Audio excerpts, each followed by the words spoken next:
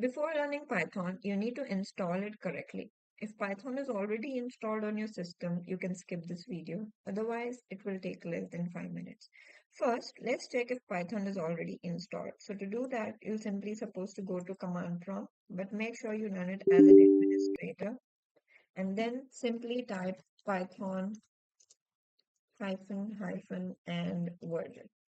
The moment you press enter, you will get to know if Python is installed in your system or not. So if you see a Python version, then Python is already installed and you can skip this installation. But if you see an error like this, Python is not installed or not added to path. So let's install it. So to do that, now let's go to the official Python website. Just open Chrome and go to python.org. You will have an option of downloads, and right here, you will see the latest version of Python, which is 3.14.2. So the moment you click on it, the installation has started. It will just take few seconds,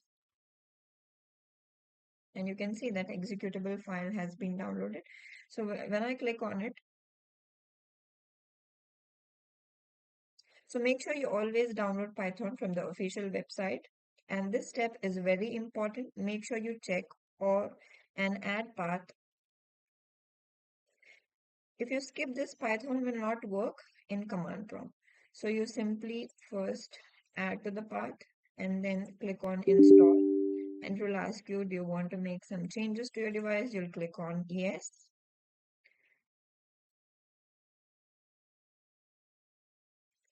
So you can see that it's installing. And once the installation is complete, you can close the installer.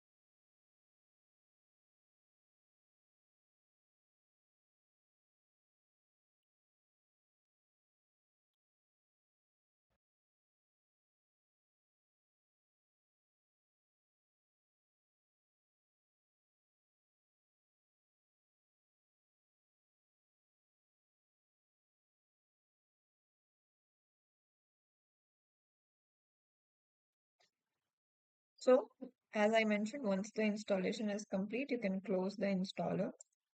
Now let's go to command prompt again to check if it is downloaded successfully and which version it is. So you'll simply click on Python and you will follow the same procedure. So we can just close and try it again. We can simply go to command prompt and make sure you run it as an administrator. And then we are supposed to type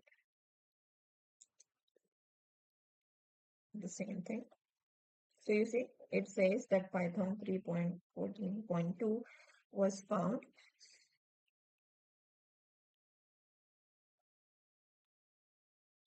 So if you see the version, Python is installed correctly.